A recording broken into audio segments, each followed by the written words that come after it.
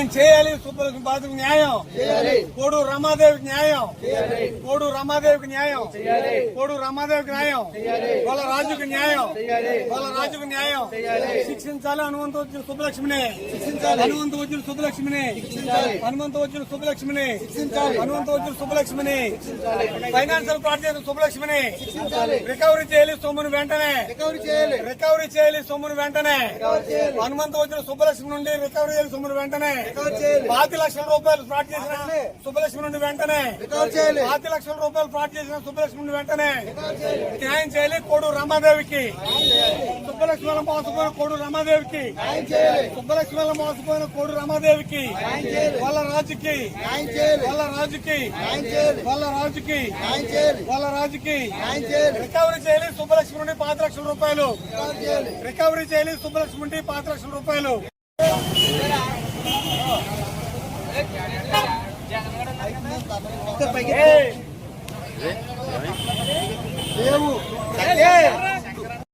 నమస్కారములండి. కోనసీమ జిల్లా అంబేద్కర్ కోనసీమ జిల్లా కలెక్టర్ గారికి నమస్కారములు, అధికారులందరికీ నమస్కారములండి.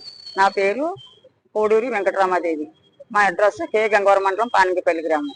అయితే మా భర్త గారు చనిపోయి 5 సంవత్సరాలు అయిందండి. దంగేరు చెందిన కే గంగవరం మండలం దంగేరు చెందిన హనుమంతవజ్జుల సుబ్బలక్ష్మి మాకు బాగా పరిచయం అండి. 5 సంవత్సరాల నుంచి మా ఇంటికి వస్తూ పోతూ 10,000 20,000 అలా పట్టుకెళ్తూ మళ్ళీ వడ్డీతో కడుతూ ఉండేదండి.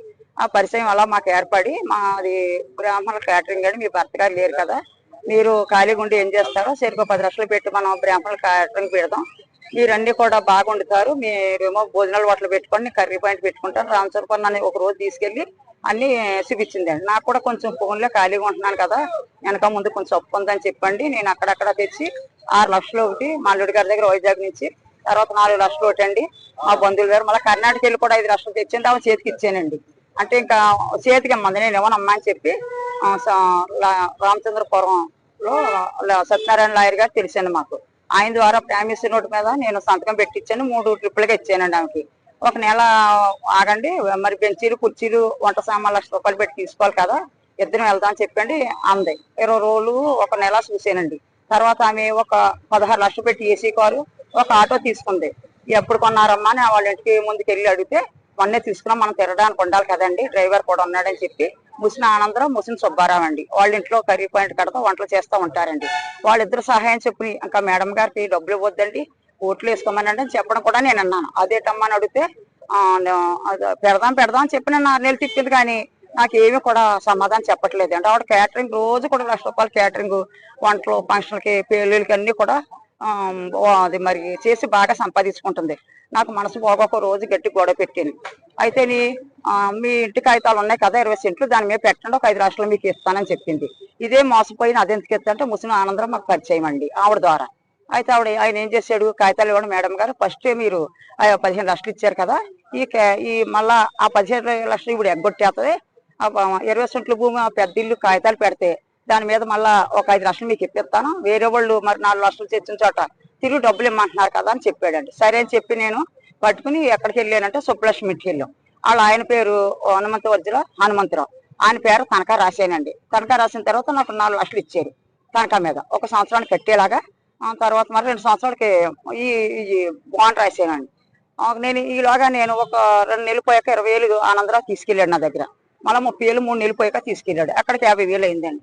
ఇలాగ డబ్బులంటే వాళ్ళతో కాల్ చేస్తున్నారు, వీళ్ళు కాల్ చేస్తున్నారంటే 11 నెలలకి కర్ణాటక వెళ్ళి మళ్ళీ అక్కడ మా ఊళ్ళని అడిగి 1 లక్ష రూపాయలు వడ్డీ, 4 లక్షలు, మొత్తం 4,50,000 పామారు బ్యాంక్ నుంచి నా అకౌంట్ ద్వారా సుబ్బలక్ష్మికి దంగేరు బ్యాంకులో వేసానండి. వేసిన తర్వాత మళ్ళీ మరో 50,000 15,000 ఒకటి 35,000 ఫోన్పేలు వేయించాను అక్కడ మా ఊళ్ళ చేత. ఇవి అయిపోయిన తర్వాత మన తనక ఇడిపించాలి కదా, ముసిన ఆనందరావు మా ఇంటికి రప్పించని వచ్చాడు. ఇదిగోండి ఆయనకి ఆపరేషన్ అయిందంట, 1 లక్ష రూపాయలు అయిపోయిందండి, ఆవిడేమో క్యాటరింగ్ మళ్ళీ వెళ్ళలేదు, వాళ్ళ అత్తయ్య గారు మామయ్య గారు అక్కడ ఉన్నారంటే ఇడిపిస్తానండి అని చెప్పి 1 సంవత్సరం తిప్పాడు. సంవత్సరం తిప్పిన తర్వాత మీ కాగితాల మీద 15 లక్షలు తెచ్చుకున్నాము, అవి కట్టినండి. 3 నెలలు తిరిగాను, నాకు ఎక్కడ కూడా న్యాయం జరగలేదండి.